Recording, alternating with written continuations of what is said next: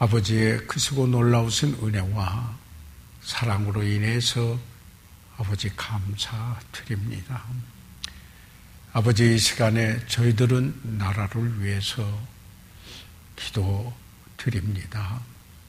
메르스로 인하여서 참 여러 가지 그 재앙스러운 혼란이 있는데 하나님 건져주시고 저희 나라를 보호해 주시며 아버지 하나님, 특별히 우리 사랑하는 성도들 안전케 인도해 주시기를 기도합니다.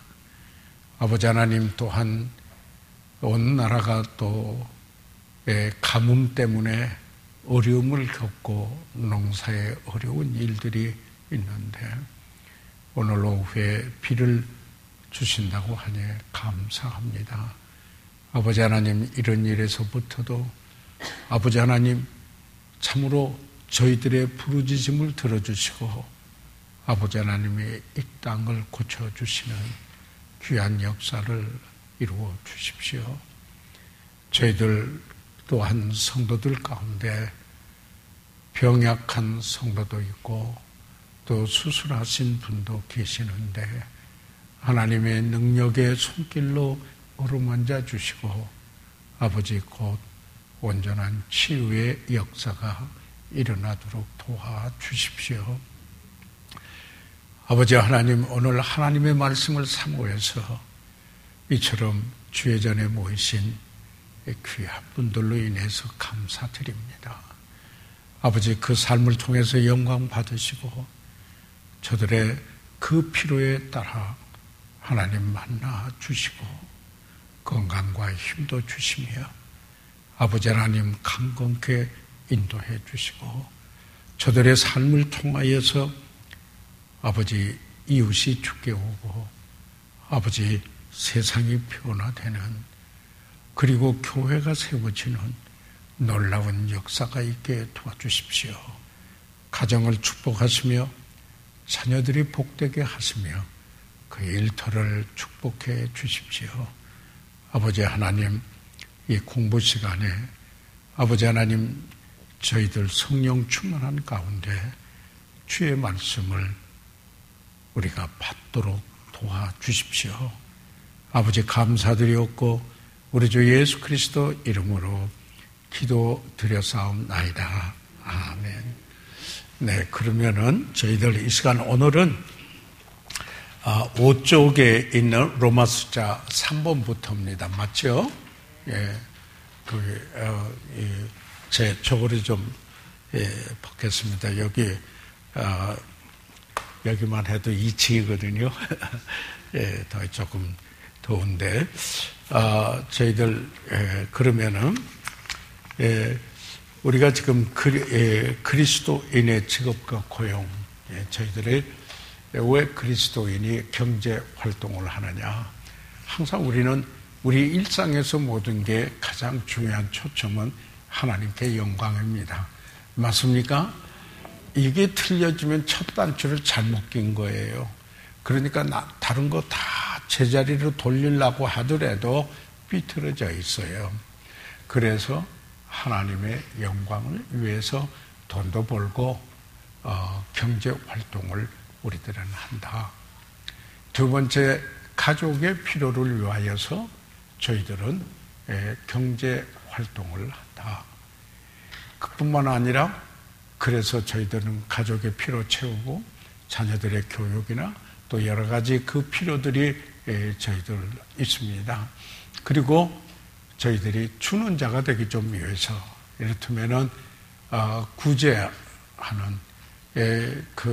좀 착한 일을 하고 선한 일을 해서 우리가 하나님으로부터 받은 축복을 좀 나누는 자 하나님께 드리고, 또 그뿐만 아니라 그 필요에 따라서 좀 나눌 수 있는, 좀 테이커가 아니라 늘 취하는 그런 거 아니고 기버, 주님을 닮는 삶의 모습이 되기 위해서 우리가 경제 활동을 합니다. 궁극적으로는 사명이 있어요. 내가 선교의 장을 열도록 하기 위해서 우리가 경제 활동을 한다. 이런 우선순위 또는 경제 활동을 하는 그 이유를 저희들 생각을 하면서 로마 숫자 3번 여기에 들어가면서 같이 한번 읽으시겠습니다. 시작. 직장에서 그리스도인으로 나의 생활 자세는 어떠해야 합니까? 그러니까 이런 말이죠. 쉽게 말해서 내가 직장 생활을 하는데 경제 활동을 하는데 나는 어떻게 내 직장 생활이 어떠해야 되고 내 경제 활동을 하는 내 삶의 모습이 어떠해야 되는가? 이것을 저희들 지금 함께 나누는 것입니다. 그래서 사각형 안에 들어있는 것 같이 한번 읽죠. 시작. 당신은 직장을 단순한 일로만 생각하지 말고 사역의 기회로 삼아야 합니다. 우리 그리스도인들은 이 컨셉트가 달라야 합니다. 그래서 늘 우리가 일반적으로 하잖아요. 그래서 그분 컨셉트가 다르기 때문에. 그런데 우리가 이 철저한 컨셉트 개념이 성립되어 있어야 됩니다. 왜 사느냐? 아까 우리가 이야기했잖아요. 왜 경제 활동을 하느냐? 하나님의 궁극적으로는 내가 직장 생활을 하더라도 바로 그 직장 생활이 선교의 마당장자죠. 선교의 장을 이루기 위하여서 한다. 궁극적으로 내가 돈을 버는데 가족의 필요도 주는 자도 하지만 궁극적으로는 주님의 지상명령을 수행하는 예수 그리스도를 전하는, 즉 복음을 전하는 그 일에 참여하고자 해서 선교의 장을 마련하고자 한다. 이것을 사역의 기회다. 그러니까 복음 전하는 이 사역의 기회가 되죠. 여기 있는 대로 사역의 기회. 그러니까 opportunity of the ministry. 그러니까 내가 사역을 하고 섬김에 있어서 기회를 산다. 세월을 아끼는 거예요. 이게 우리가 세월을 아낀다 하는 게 기회를 산다. 내게 온 기회를 산다. A. 그러면 A번 같이 한번 읽으시죠. 시작. 대부분의 그리스도인들에게 있어서 그들의 직장 동료는 잃어버린 사람들을 향해서 그들이 보여줄 수 있는 가장 큰 복음 정도의 통로입니다. 그러니까 직장의 동료들이 그곳에서 그들은 있는 잃어버린 사람들, 그러니까 아직 예수 그리스도를 구주로 믿고 있지 못한 그들을 향하여서 직장인 그리스도인들이 보여줄 수 있는 가장 큰 복음 전도의 통로가 된다. 누가요? 우리 그리스도인들이. 그리고 대상은 그 직장의 동료들, 잃어버린 사람들이다. 이렇게 보면서 B번으로 왔어요. B번. 자, 그러면 B번을 저희들 같이 한번 읽어보시도록 하겠습니다. 시작. 당신의 삶은 그들이 주 예수 그리스도를 진정으로 볼 수 있는 유일한 증거일 수도 있습니다. 그러니까 왜 그런가요? 믿지 않은 사람들 성경 보나요? 성경 안 봐요. 성경을 안 보니까 그들은 무엇을 보는 줄 아세요? 여러분과 저의 삶을 봐요. 그러니까 성경을 안 읽으니까 믿지 않은 사람들은 무엇을 읽느냐면은 여러분과 저의 삶을 읽어요. 그걸 본다. 그래서 여기에 참 중요한 건데, 그러면은 1번에 당신은 예수 그리스도를 대신 보여주는 빛입니다. 그래서 한 3주 전인가요? 소금과 너희는 세상의 소금이니 그리고 너희는 세상의 빛이니 하는 말씀을 드린 적이 있거든요. 그래서 우리가 수요일 예배 때 제가 이런 말씀을 했어요. 예수님께서 너희는 소금이 되라 그런 게 아니에요. 구원받은 사람은 이미 소금이에요.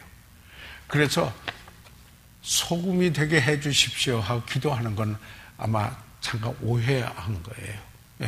소금의 맛을 잃지 않게 해 주세요 하는 것은 기도가 돼요. 그렇죠? 그러면 소금이 되게 해 주세요. 이 말은 내가 구원받게 해 주세요 하는 말하고 같아요. 그래서 예수님께서 세상, 여기서 말하는 이 세상은 하나님을 제외시킨 인간 사회의 하나의 문화 체제로서 사랑하지 말라 하는 세상이죠. 아버지 사랑이 없는 그런 세상에 너희들은 소금이요 그리고 빛이다 이렇게 이야기했습니다. 다시 말해서 대치법의 원리, 여기에 그 이야기를 하는데 대치법이 했어요. 세상과 아주 대치되는 거기에 꼭 있어야 될 여기에 소금인데 소금의 역할을 해라. 맛을 잃지 말고 그 맛을 내라. 소금으로 고르게 함 같이 이렇게 이야기하고 빛을 발하라 이렇게 이야기를 하고 있는데 이것은 일반적으로 그리스도인의 품격을 말합니다. 그리스도인의 품격. 그리스도인의 품격을 의미한다. 빛을 발하는 것은 무엇을 의미하느냐면은 품행입니다. 품행. 그리스도인의 품행. 이를테면은 착한 행실, 그래야 되겠죠. 여기에 덕목이고 캐릭터라고 한다면은 이건 내적인 것이라 한다면은 바로 이 빛을 발하는 것은 품행으로서 외적 밖으로 나타나는 것입니다. 그래서 여기에 품격의 인격 이런 부분에 그 맛을 당연히 소금으로서 그 맛을 잃지 말아야 되고 그리고 세상은 주님 말할 때 우리가 구원받으면 어두움에서 빛으로 그러면 빛으로 왔으면은 그 빛을 발해야 된다. 소금은 그 맛을 잃어. 이 부분이 소극적이라면 여기는 보다 더 적극적으로 이야기를 하고 있습니다. 세상과 그리스도인과 대치해서 여기 말하고 있다라는 사실입니다. 그래서 우리가 다시 말씀드려요. 소금이 되게 해주세요. 그러면 주님의 말씀이 너희는 소금이라 그랬는데 소금 되게 해주세요. 그러면은 이제 내가 그리스도인 되게 해주세요. 그런 거하고 같은 거거든요.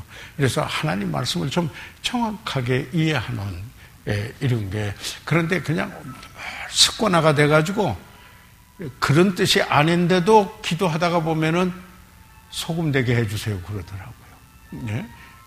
그것도 빛이 되게 하세요. 이런데 그건 분명히 그 의미가 여기에 다르다. 한 사실을 말씀을 드리면서 자 여기에 우리가 성경 구절 마태복음 5장 14절, 15절, 16절에 있는 말씀을 같이 한번 읽어보도록 하겠습니다. 다 같이 읽겠습니다. 시작. 너희는 세상의 빛이라. 잠깐요. 여기 그렇죠. 빛이 되라 그런 게 아니라 이미 너희는 세상의 뭐예요? 빛이라 그랬어요. 너희는 세상의 소금이라 그랬어요.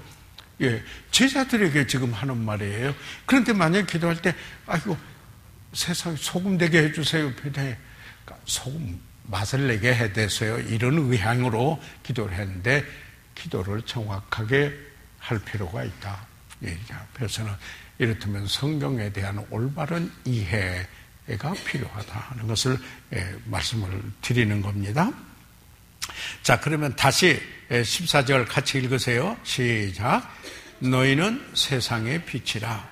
산 위에 있는 동네가 숨기우지 못할 것이요 사람이 등불을 켜서 말 아래 두지 아니하고 등경 위에 두나니 이러므로 집안 모든 사람에게 비치느니라. 이같이 너희 빛을 사람 앞에 비치게 하여 저희로 너희 착한 행실을 보고 하늘에 계신 너희 아버지께 영광을 돌리게 하라. 여러분, 여기에 믿지 않는 사람들은 밖에 나타나는 행위를 봅니다. 성경을 안 읽거든요. 대체로 구원받지 정말 그 무신하더도 도전하기 위해서 성경을 읽다가 구원받은 분이 있어요. 그런 대체로 여기에 성경을 읽지 않기 때문에 그들은 주님을 어떻게 아는가? 그 사람의 삶을 통하여서 빛인데 그 빛을 바라는데 그 빛을 바라는 것은 착한 행실이라 그래서 품행, 착한 행실, 품행 또는 행실, 착한 행실을 보고 하늘에 계신 너희 아버지. 그러니까 이렇게 하면 다른 이 그리스도인의 그 착한 행실을 보고 이야, 저 사람이 예수 믿으니까 저분의 삶 속에 저런 모습이 있구나. 하나님의 영광을 받는 거거든요. 그래서 그분들에게 영향을 줄 수 있게 된다고 하는 사실입니다. 착한 행실은 자기 자신에게 영광을 돌리는 것이 아니고 하나님께 영광을 돌려드리는 귀한 일로서 오히려 하나님의 축복의 통로가 된다. 제가 지난 주일에도 말씀을 드렸습니다마는 섬기고 희생으로 섬기는 그들은 하나님이 귀하게 여기시고 그들의 높이시는 게 하나님의 나라의 역설적인 원리예요. 예를 들자면 낮아져야 높아집니다. 그렇죠? 죽어야 산다. 그렇게 이야기를 했어요. 주어라. 그러면 얻을 것이요. 여기에 넘치도록 안겨주리라. 이게 하나님의 그 역설적인 축복이야. 그래서 섬기면 종의 마음을 가지면 하나님께서 존귀하게 여기고 그를 높여주시면 이게 진짜 높아지는 거예요. 요구하는 게 아니에요. 이건 그렇게 돼지는 거예요. 그래서요, 이런 게 있어요. 존경도 요구하는 게 아니고 존경을 얻어야 한다. 그러니까 이 존경을 요구하다가 보면 아주 밑으로 내려가요. 고난도 그리스도인은 내가 요구하는 게 아니라 고난을 하나님의 영광을 위해서 사용하면은 예수님이 그러셨어요. 하나님의 권위에 그 고난 위임된 거기 때문에 하나님의 영광 받고 하나님께서 그를 존귀하게 여기시고 높이신다. 이게 참 하나님의 그 말씀 속에 있는 그 원리인데요. 이사야서 55장에 보면은 이랬어요.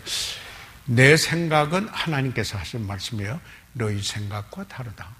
어떻게 다르냐? 하늘과 땅의 차이가 있는 것 같이 다르다 그랬어요. 그래서 우리가 참 중요한 것은 하나님이 어떻게 생각할 것인가 하는 그래서 그리스도인의 사고는 어떻게 해야 될 건가? 컨셉트. 어떤 걸 볼 수 있는 이 컨셉트가 바로 어떠한 컨셉트를 가지고 있느냐. 성경적 가치관을 가지고 보느냐. 내가 바라보는 관이거든요. 퍼스펙티브라고 그러죠. 또 그 뷰라고 본다 해서 이런 말도 쓰지만은 내가 세상의 원리에 월드의 퍼스펙티브를 가지고 있는가, 세상에서 하는 그것에. 그런데 너희는 이 세대를 본받지 말라 그랬거든요. 그러면 너희들은 어떻게 해야 되나? 하나님이 보시되, 하나님의 세계관이라고 그러죠. 그래서 그걸요, 하나님이 보시듯이 보는 인생관, 하나님의 세계관. 그래서 성서적인 가치관을 가지고 사는 거, 이 삶은. 그런데요, 이런 삶은 강제로 요구돼서 영향받지 않아요. 품격을 이루어야 되고 그의 품행을 통해서 여기에 그 선한 행실을 통해서 영향을 주는 거예요. 여러분, 강제로 해서, 그 당시 강제로 하면 일시적인 어떤 일 때문에 그렇게 할 수는 있지만 그 삶에 절대 영향은 주질 않아요. 누구 한 사람, 본래 인간이 강제당하기를 원하는 사람 아무도 없어요. 이게 지혜로운 사람은 알아야 돼요. 그래서 감동을 주는 삶을 살아야지 강제해서는 안 돼요. 영향을 줄 수 있어야 되는 거지 억지로 하잖아요. 헌금도 마찬가지예요. 그렇잖아요. 예. 억지로나 인색함으로 하지 아니하고, 자원하여 이렇잖아요.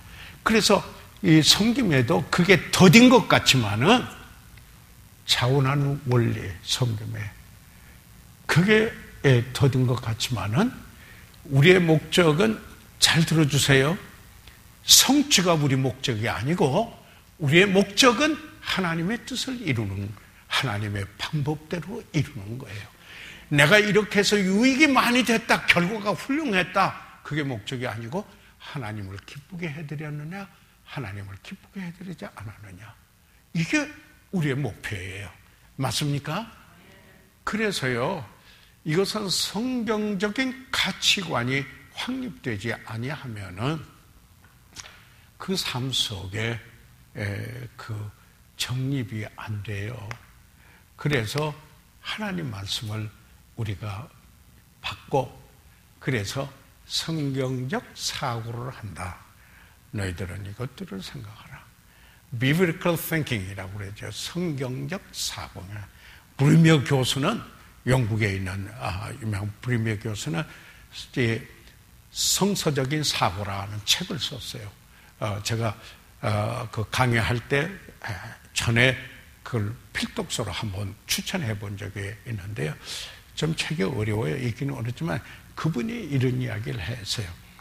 오늘날 소위 교회들이, 명목상 교회들이 성경적 사고를 하는 교회가 어디에 있느냐고까지 했어요. 그거는 물론 그분이 처해는 영국적인 소위 그 교회들을 이렇게 보면서 여기 이야기를 하는데, 그 지금 상황이 전부 그런 이대로 그리스도인들의 각성이 되지 않는다면은 이것은 점점 개구리탕이 되는, 그 말 아시죠? 영성학자가 쓴 수로있죠. 주전자에다 개구리 넣어놓고 찬물에 하면은 슬슬 불을 올리면은 좋다 하고 나중에는 개구리탕이 돼. 자기가 개구리탕 된지도 모르고 죽고 마는 것처럼 그리스도인들의 그 삶을 그렇게 그분이 비유한 거예요. 그렇게 되지 않도록 해야 된다. 그래서 저희들은 지금 여기에서 보는 것, 그리스도인으로서의 그 품격을 그리스도의 은혜로 자라가고 그분을 아는 것으로 더 자라가고, 우리는 빛을 발하여서 우리가 성경을 읽지 않는 그들로 하여금 우리의 삶에서 주님을 보게 하고 그래서 주께 올 수 있도록 영향을 미쳐야 될 책임이 우리에게 있다. 우리 자신의 힘이 아니죠. 우리는 거듭나고 그리고 우리 안에 성령께서 계심으로 성령의 능력을 입고 우리는 그러한 영향력, 그래서 내게 능력 주시는 자 안에서 모든 것을 할 수 있다 하는 이 말은 어떤 형편에 처하든지 내가 자족하기를 배웠고 그리고 어떤 환경에든지 내가 극복하고 일어날 수 있는 능력을 갖는다. 그리스도인의 삶을 영위할 수 있는 능력을 갖게 된다. 내게서 오는 게 아니라 내게 능력 주시는 자 안에서 내가 능치 못할 일이 없다. 이게 이제 우리 그리스도인의 삶입니다. 그래서 이게 항상 이 성경적 이 컨셉트 또는 가치관이 확립돼요. 내가 아니라 나라의, 그러니까 항상 그죠. 나라의 but Christ. 그러니까 항상 내가 아니라 갈라디아서 2장 20절에 쉽게 말하면요. 이게 우리들의 삶 속에 믿음으로 구사하는 거예요. 어떤 분들이 해서 그렇게 돼요? 그게 그렇게 안 되는데 자기 힘을 바라보는 거죠. 믿음이 아니에요. 내 안에 계신 성령께서 역사하시고 하나님 하신다는 믿음으로 구사하면서 그런 열망을 가지고 살아야죠. 그래서 하나님께 의뢰하면은 주께서 역사하시는 거 아니에요? 그렇게 해서 내가 이익이 됐다, 아니, 하나님의 뜻을 이루고 하나님께 영광이 됐다. 하나님이 기뻐하셨다.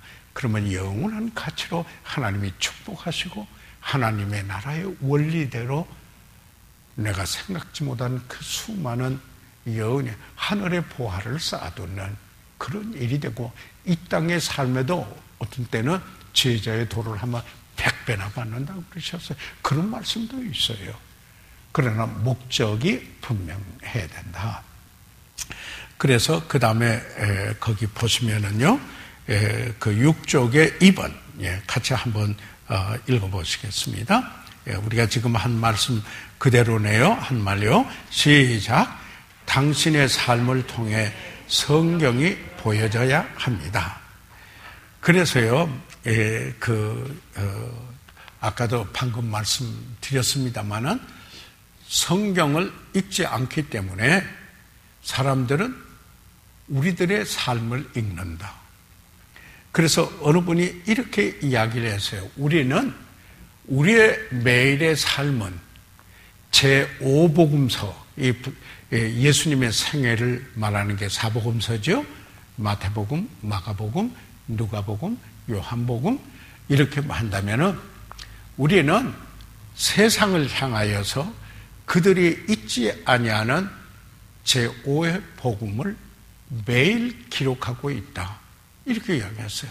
왜냐하면 성경을 안 보니까 그걸 안 보고 여러분과 내 삶을 보고는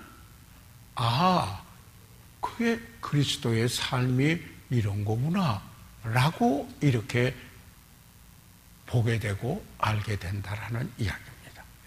그래서 이게 정말 대단히 중요한 것이다.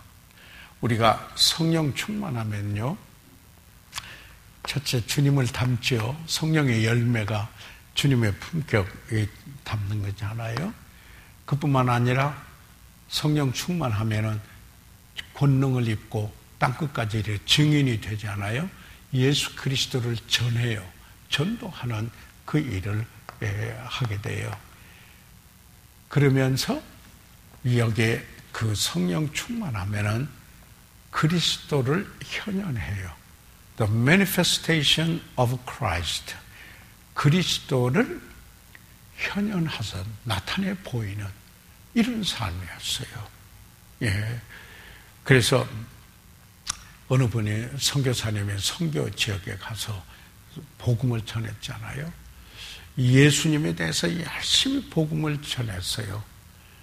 그런데 이분이 이해가 안 돼요. 그러면은 나중에 그분에게 그 선교사님이 물었어요. 만약에 그 예수님이 당신 같으면 내가 믿겠어 그랬어요. 이게 얼마나 도전된 얘기예요. 선교에서. 가서 한 번도 성경책도 없고 그런 데 가서 그래도 복음 전하러 갔어요.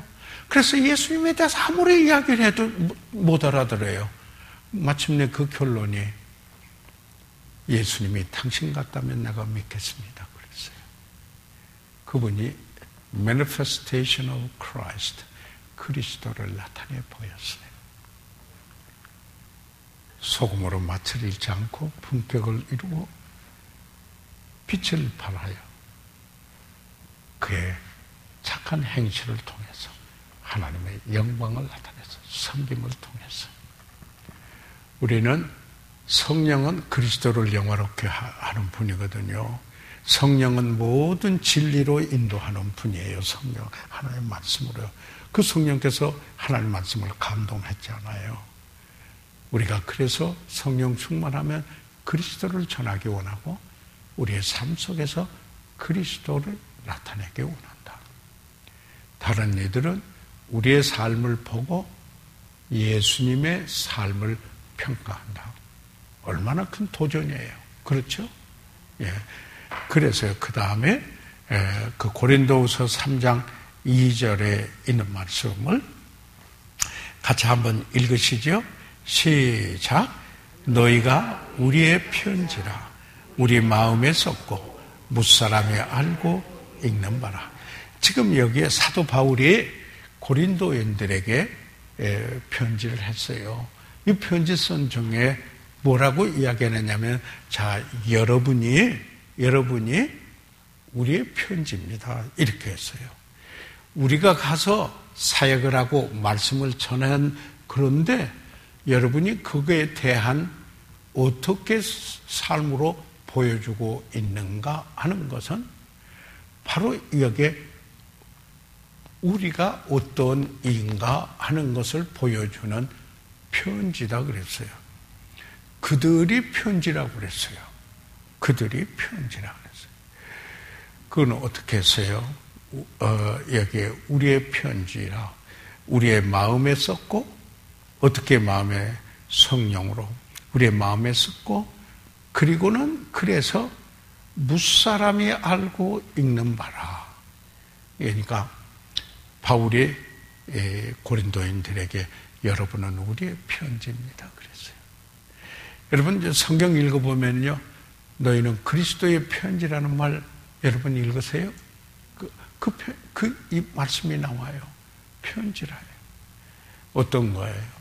예, 성령께서 여기에 정말 그리스도가 어떤 분인가를 무사람이 읽을 수 있도록 우리 삶 속에 역사해서 다른 사람이 읽는 서신이 됐다 이 말이죠. 그러니까 우리가 성경에 보면은요, 우리 그리스도의 편지라는 한번 있고요. 그 다음에 그리스도의 향기라는 말이 있어요. 이 그리스도의 향기라는 것은 이 두 가지 있어요.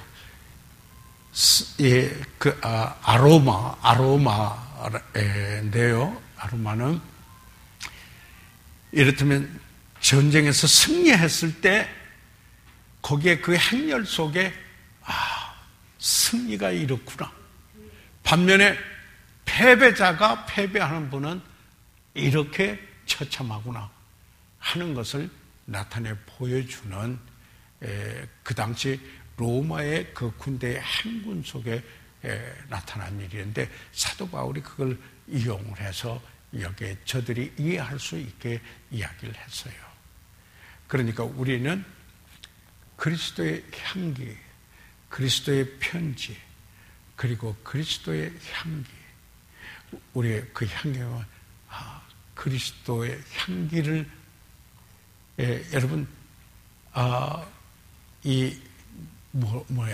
악취 좋아하는 분 있으세요? 아무도 없어요. 그러나 여러분 향기는 누구든지 좋아해요. 그러면은 여러분의 삶에서 그리스도의 향기를 풍기고 있느냐? 중요한 거 아니에요? 다른 분들은 다른 거 못 봐요. 성경 보고 연구하면은 거기에서 다 주님 알지만은 그러든 아닌가. 여러분의 그리스도의 편지요. 여러분이 그리스도의 향기요. 그 다음에 여러분이 그리스도의 대사입니다. Ambassador for Christ. 지난번에 공부를 했죠. 예. 그래서 우리가 주님을 나타내는 manifestation of Christ, 그리스도를 현현하는 이 삶이 너무너무 중요하다라는 거죠. 그래서 우리는 항상 우리의 삶 속에 이런 개념을 가지고 있어야 돼요. 저분에게 내가 복음 전하기 원하는 대상이다. 그렇다면 어떻게 해야 되는가? 저분에게 감동을 주는 삶을 내가 살아야 할 거 아니냐. 뭐 아부해야 된다 이런 거 아니에요. 진실된 삶. 그렇잖아요. 세상에서 소금 역할, 빛의 역할을 제대로 해야 한다. 그러면은 영향력이 있어요. 그걸 그리스도인의 죄송합니다. 그리스도인의 영향력, Christian influence. 이게 너무나도 중요한 거죠. 자, 그러면은 여기에 다시 아까 그 그리스도의 향기는 고린도후서 2장 14절에서 16절까지 있어요. 적어 두시고요. 그 다음에 C번으로 돌아가서 보시죠. C번으로 들어가서 한번 읽어보도록 그렇게 하겠습니다. C번 시작. 당신은 당신과 시간을 가장 많이 보내는 사람에게 자연적으로 가장 큰 영향을 미치게 됩니다. 그러므로 전혀 모르는 사람에게도 전도해야 하지만 당신 주위에서 그리스도인의 간증을 지속적으로 본 사람은 구령하기가 훨씬 더 쉽다. 이렇게 말합니다. 건조께가. 그래서 보세요. 여기에 무엇을 말합니까? 내가 그리스도인으로서 어떤 사람에게 가장 쉽게 영향을 줄 수 있겠는가? 한 번도 보지 못한 사람에게 그렇게 하는 것은 이거는 이제 좀 다른 모습이죠. 그래서 이 전도에 대해서 우리가 잠깐 한번 생각을 해볼 필요가 있어요. 어떻게 했냐면은 우리가 노방전도 하죠. 길거리에 가서도 전도해요. 초대 그리스도인들은 어떻게 했어요? 성전에 있든지 집에 있든지 예수를 그리스도로 전하기를 쉬지 아니했어요. 그리고 그래서 노방전도 있어요. 네, 노방전도. 그 다음에 집집에 찾아다니는 축구전도 이런 게 있어요. 그 다음에 직장 선교회 같은데 직장 전도 뭐 이런 게 있을 수가 있어요. 그런데 그 다음에 지금 말씀드리려고 하는 게 뭐냐면 관계전도라는 게 있어요. 관계전도. 관계전도. 이것을 relational evangelism이라고 해요. relational evangelism.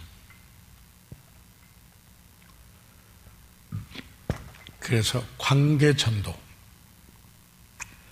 이게 이제 중요한 거예요. 자, 그러면은 오랫동안 아는 사이가 됐거나 거기에 관계를 맺고 있는다고 하면은 여기에 그만큼 영향력이 클 수가 있다 이 말이죠. 그래서 그런 관계를 통해서 전도하는 게 여기에 성경에서 나오는 이 관계를 한번 좀 보겠습니다.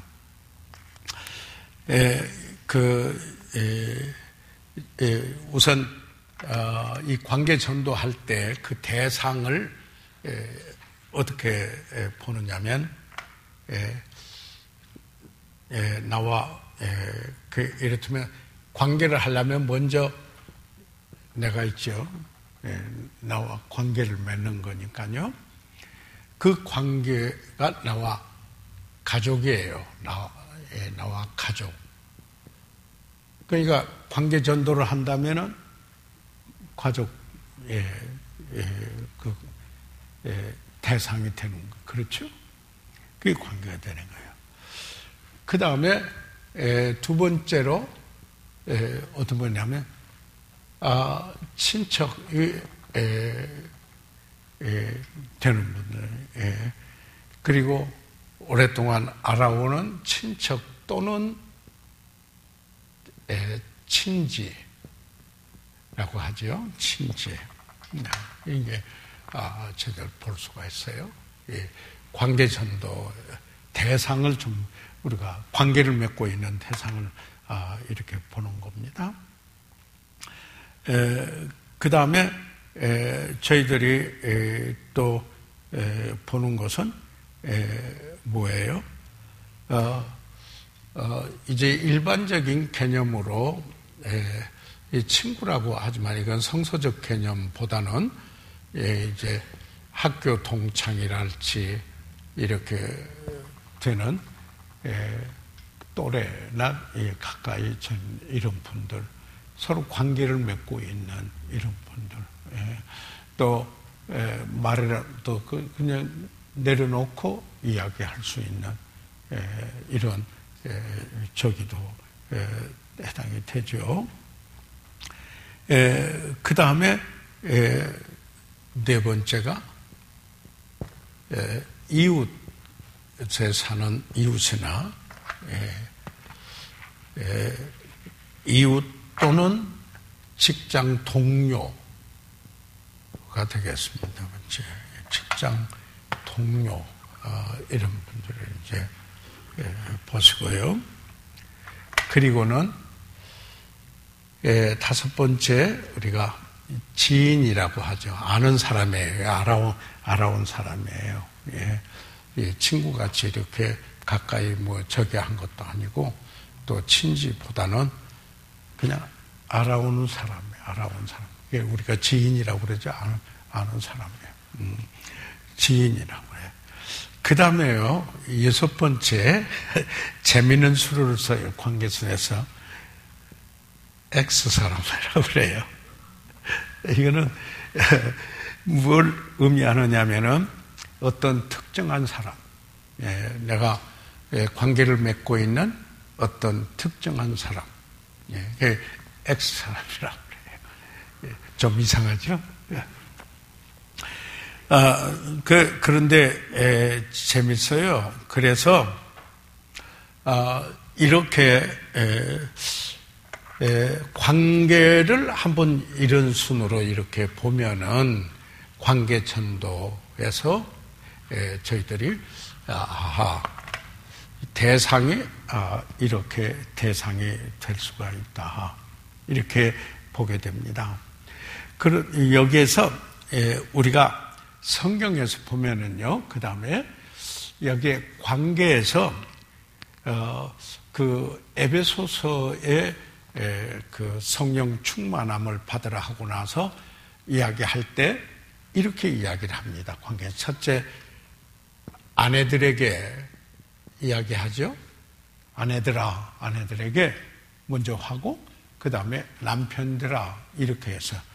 그래서 이 남편, 그러면은 이것을 소위 뭐라고 하냐면 제1그룹이라는 말을 써요.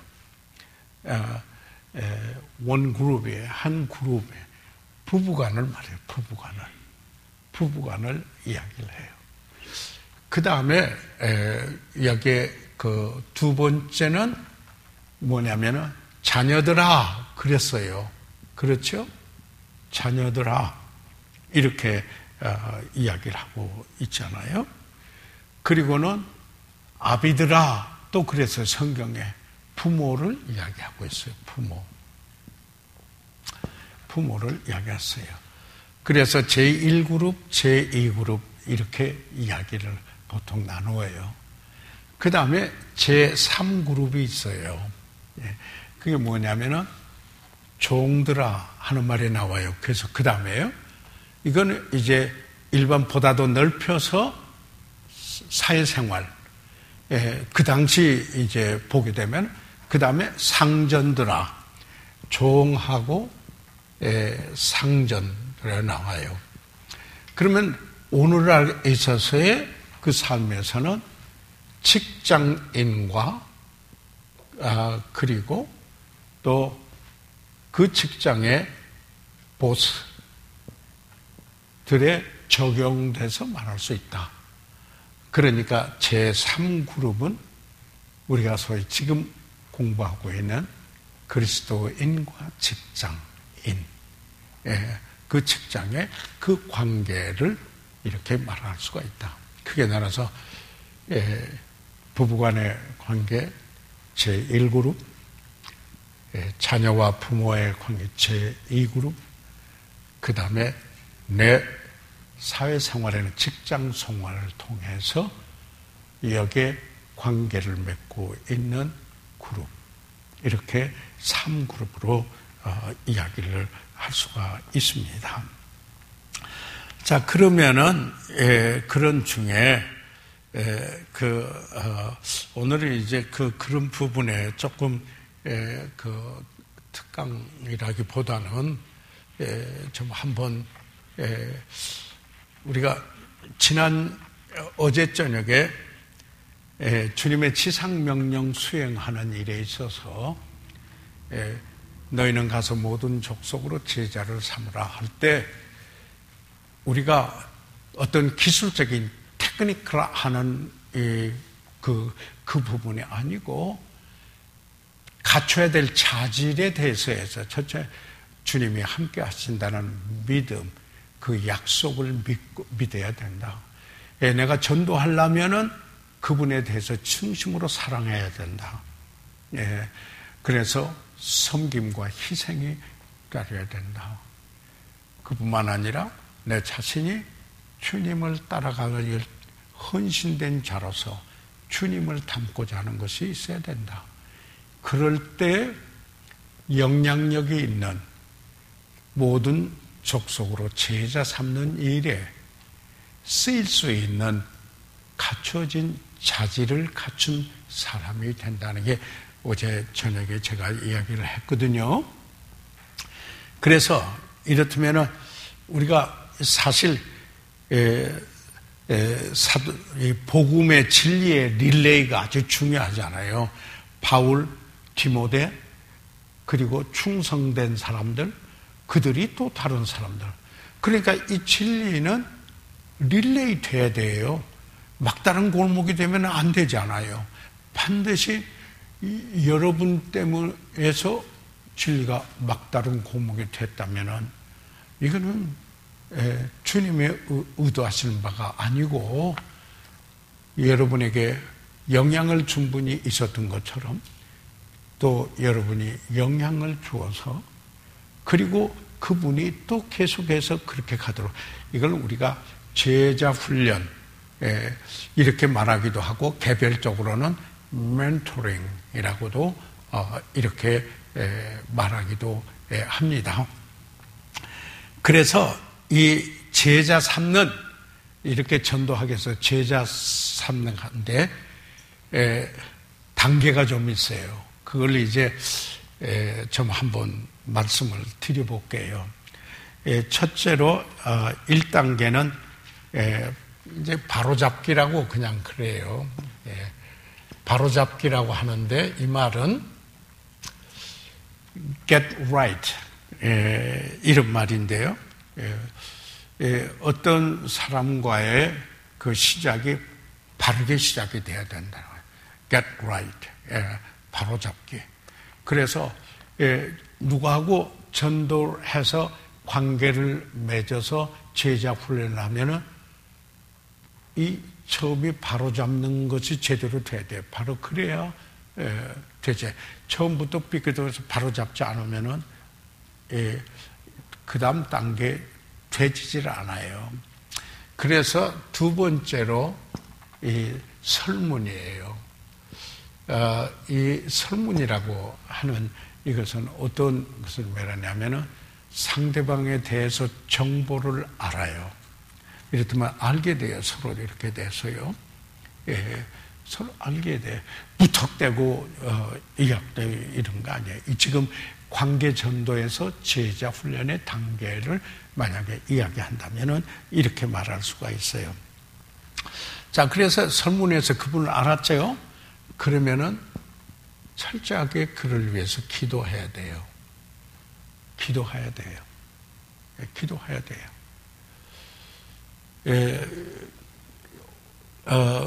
저는 사실 여기 오늘 공부 오시는 여러분 대부분 제가 한 분 한 분을 위해서 기도하고 여기에 섰거든요. 어젯밤에 그리고 아침에도. 그리고 이름을 한 분 한 분 대면서 기도를 했는데, 영원에 이제 제자 훈련에 들어가는, 너희들은 가서 모든 족속으로 제자를 삼고 이런 적에 들어가려면 반드시 그 대상을 위해서 기도해야 됩니다. 반드시 기도해야 됩니다. 이 대상이에요. 그래서 이제 기도를 했으면요, 그 다음에 다리 놓기를 해야 돼요. 다리 놓기를 해야죠. 다리 놓기를 해서요, build bridges, 관계를 맺는데 다리를 놓고 그래야 오고 가는 게 있잖아요. 이 다리를 놓는 게 중요합니다. 그래서 이 관계가 주고 오고 갈 수 있는 관계를 형성하라, 그 말이죠. 다리 놓기를 하라. 그 다음에 다섯 번째로는 뭐예요? 다섯 단계는 반드시 사랑의 표현을 해야 돼요. 절대 사랑하지 않고 제자 훈련 될 수가 없어요. 왜 그러냐면 사랑해야 오래 참아요. 그리고 포기하지 않아요.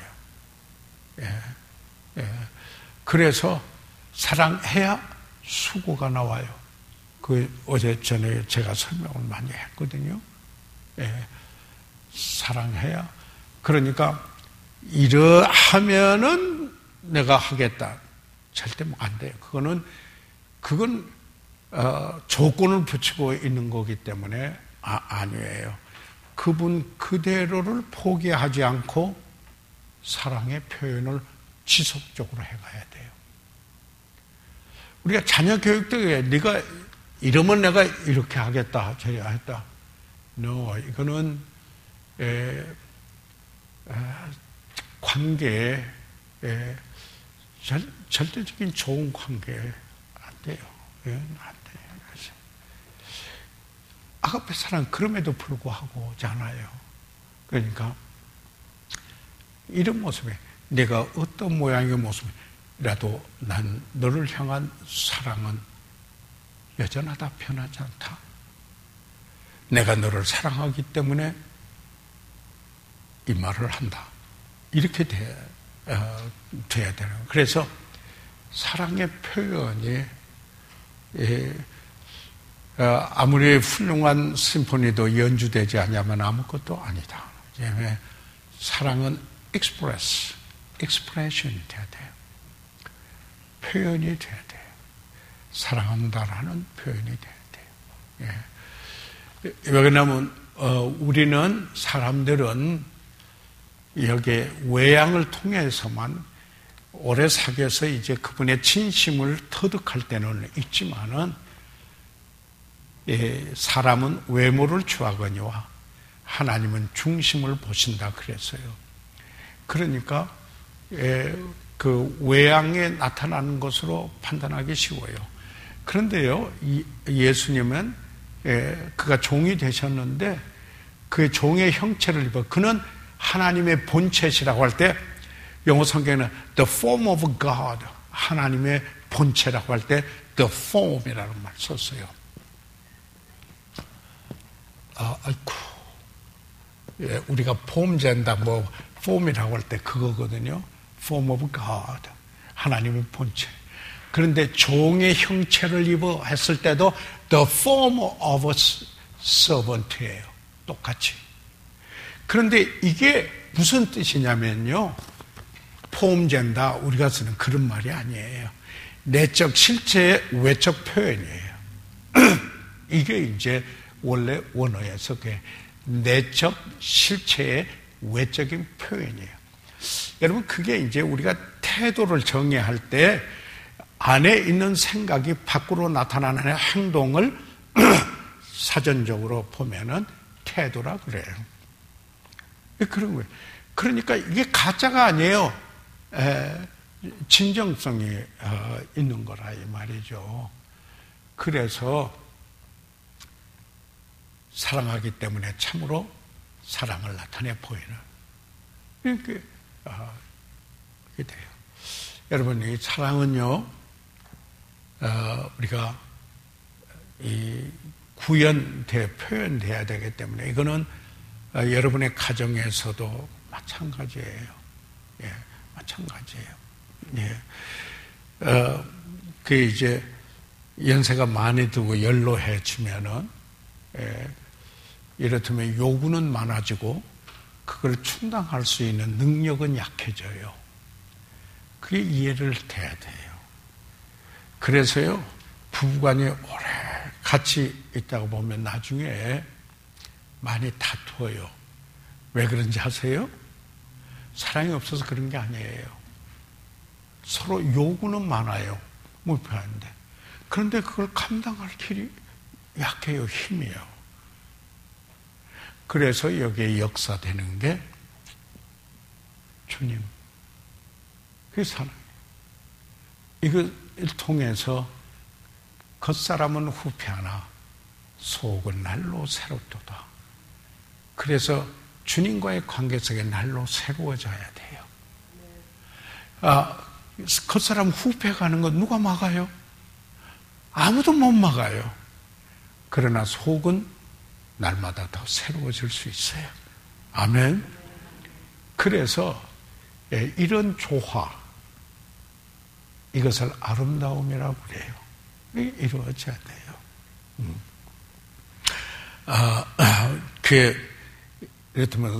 그래서 우리 여기 이제 공부에도 여기에 해당되는 저를 비롯해서 거기도 해당되고 있지만은 또 충분히 알 수 있을 때 여러분의 잘 그 개발시키는 게, 그래서 이게 참 중요해요. 어떤 경우에도 저분이 나를 절대적으로 사랑한다. 이 부부관계에서도 이런 게 확립되는 이런 그 개발이 필요한데, 이거는 표현을 통해서. 그래서 제가 말씀을 드렸죠. 아버지 주일에 이벤트 한 번 만나, 큰 사건 얘기 아니에요. 정말 뭐 하나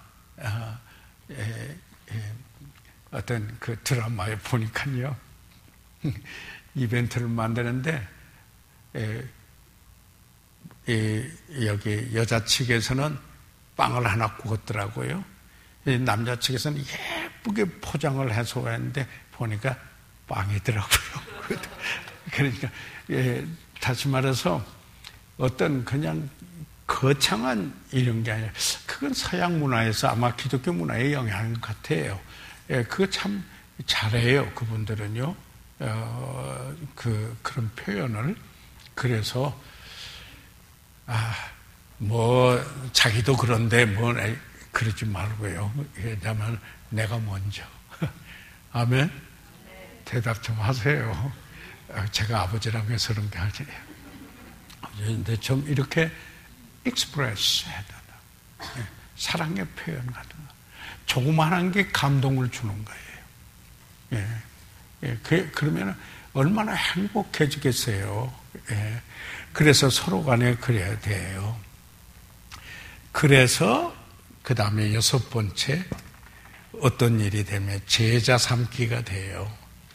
그래서 이 제자, make disciples, 제자 삼기. 예. 사실 개별적으로는 그래서 멘토링이 시작이 돼요. 예. 여기서 이제 진짜 이렇게 해가지고 제자 삼는 일에 가게 됩니다. 그래서 제자 삼는 일이 잘 되면은 그도 다시 시작하고 또 다른 분하고 다시 시작을 할 수가 있어요. 다시 시작. 다시 시작을 하는 거예요. 그렇게 되면은 뭐예요?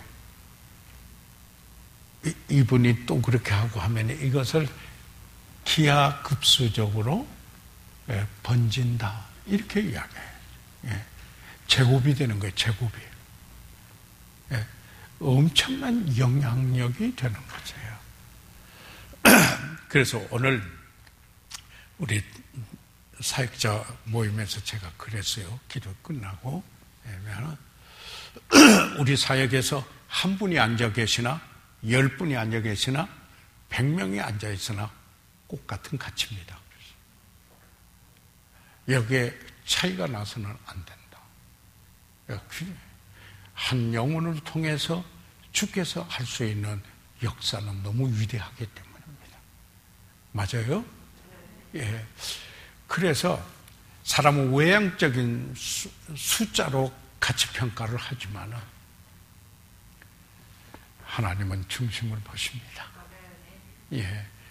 그래서 한 사람의 가치를 소중하게 여겨야 됩니다.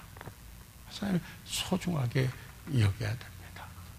예, 우리 사역자들하고 내가 나이가 먹어서 그랬다 그런 것뿐만 아니라 저는 할아버지 할머니하고 같이 잤었어요. 옛날에 대가족 제도이니까 그렇게 자서 할아버지 할머니 그에 대한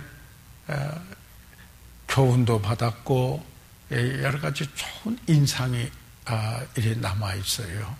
그래서 정말 구원받고 나서 할머니에게 복음 전했던 잊을 수 없는 그 감격스러운 그걸 제가 잊어버릴 수가 없어요. 보세요. 이렇게 보니까 저도 이 개척할 때 20대 한참 총각 전도사 신학교 다니면서 했는데 지금 벌써 70대 후반이거든요. 세월이 갔어요. 그러니까 다들 한때 이렇게 보면은 그때의 특징이 있어요. 어느 때고 그때가 중요하고 어느 때는 중요하지 않다 이런 게 아니에요. 그때 따라서 가치가 있다라는 것을 볼 수 있어야 돼요. 그래서 우리 통역자들에게 그래요. 연로하신 분들 전에 젊었을 때 어떻게 섬겼는가 좀 보고 가서 손 한번 잡아드리면서 따뜻하게 익스프레션 하라고. 맞아요? 이게 참 중요한 거예요. 그러면은 그걸 자녀들이 보아요. They learn. 그보다 더 좋은 교육이 없어요. 그게 중요한 거예요. 그래서 그 다음에 이렇게 해봤더니 누가 알아주나 이럴 수가 있어요. 그죠? 그래서 8번째 상 주시는 이는 하나님이시다 하는 걸 알아야 돼요. 보상해 주시는 분은 하나님이시다. 이게 철저하게 되져야 돼요. 그래서요, 제가 이 말씀 드릴게요. 우리가 그리스도인으로 살아가면서 철저하게 우리 자신에게 또 적용하고 적용해야 될 게 딱 2가지 원리가 하나 있어요. 하나는 원수 갚는 이도 하나님이시다. 그러니까 신원해 주시는 분도 하나님이시다. 그러니까 내가 갚으려고 하면 안 돼요. 그러면 하나님 일을 하는 거예요. 내가 할 일은 용서하는 일이에요. 하나님이 원수가 없는 일도 하나님이 하세요. 그러니까 어떤 일이 있을 때 전폭적으로 하나님께 의뢰해야 돼요. 내가 보복하려고 그러면은 인생을 필요 없는 낭비를 해요. 그리고 하나님이 하실 일을 내가 하는 거예요. 그러면은 씁쓸한 인생이 돼요. 이게 왜 행복을 도둑 맞아요? 아니요, 저 완벽하다는 얘기 아니에요. 매번 그런 일이 있을 때 이 말씀을 적용해요. 하나, 로마서 12장이에요. 예, 로마서 12장이에요. 예. 그 다음에 두 번째로, 이거는 로마 숫자로 하겠어요. 두 번째로는 뭐냐면, 상 주시는 이도 하나님이시다라는 거예요. 이제 우리가 이렇게 생각해요. 내가 이렇게 길렀더니 할아버지보다 괘씸하네. 그 기대하면 막 실망해요. 그랬더니 우리가 누구를 섬기고 이렇게 했으면, 누가 했으면 내가 이렇게 했는데, 우리 인간의 마음속에 당연히 그런 생각이 들어와요. 그러나 우리가 이 원리의 사람이어야 돼요. 성경적 가치관에서 원리에 내가 내 삶이 망가지지 않으려면은 원리의 사람이 돼야 돼요. 상은 내가 회사에서 내 상사가 주지만은 그러나 궁극적으로 하나님께 온다. 하나님이 갚으신다. 이걸 가지면 사람과의 관계에서 이것만 철저하게 되면은 원망과 시비와 쓴뿌리가 사라지게 되고 풍성한 삶을 이루게 돼요. 이게 돼요. 히브리서 11장 6절이죠, 여기는요. 예. 이 보시고. 그래서, 오늘 이 관계 전도에 대하여서 이야기를 하면서 하다 보니까 진도는 많이 못 나갔지만은, 꼭 나누고 싶은 이야기는 나누었습니다. 그러다 보니까 벌써 12시 23분이 됐거든요. 참, 오늘 또 말씀드리고 싶은 거는 여러분 이렇게 공부에 참여하시고 오시는 여러분을 뵈니까 저는 정말 좋아요. 네. 하나님께서 여러분 축복해 주시도록 기도해요. 공부에 오셔서 고맙습니다. 하나님이 여러분 축복하시길 바랍니다. 예, 이번 주일에 아버지 주일에 남편도 아버지가 되어 있고 이미 천국 가신 분도 계실 거고 또 사별한 분도 있을 수 있어요. 그러나 지금 위에서 기도하고 조금 이런 데 사랑의 표현도 조그마한 이벤트 하나 만들어도 그게 좋잖아요. 예. 기도하고 마칠게요. 살아계신 우리 아버지 하나님, 오늘 여기에 귀한 분들, 주 예수 그리스도의 피로서 구속함을 받은 분들, 그리고 주의 말씀을 사모해서 아버지 하나님 이곳에 모였습니다. 귀한 이들로 인해서 아버지 감사합니다. 아버지 하나님 이분들의 삶을 통해서 하나님 영광 받으시고 아버지의 뜻이 이루어지게 도와주시고 그러므로 이들의 삶의 필요대로 아버지 만나 주십시오. 때로는 영적인 필요도 있고 때로는 몸의 필요도 있고 때로는 정신적인 필요도 있고 때로는 물질적인 필요도 있습니다. 아버지, 주께서 그 마련해 주시고 쓸 것을 채우신 우리 하나님, 이 귀한 분들의 필요에 따라 만나 주시옵소서. 그 가정을 축복하시옵소서. 자녀들이 복되게 하시고 보호해 주시옵소서. 이번 이 메르스 같은 이런 엄청난 여기에 살벌한 분위기가 되게 하는 이런 가운데서도 이 귀한 분들 보호해 주시고 그리스도인으로서의 아름다운 스피릿을 그대로 잘 지니도록 축복해 주시옵소서. 아버지의 가정들, 자녀들을 축복하시고 일터를 복되게 하십시오. 감사드립니다. 건강과 힘도 주시옵소서. 예수 그리스도의 이름으로 기도드려사옵나이다. 아멘. 이상 마치겠습니다. 네.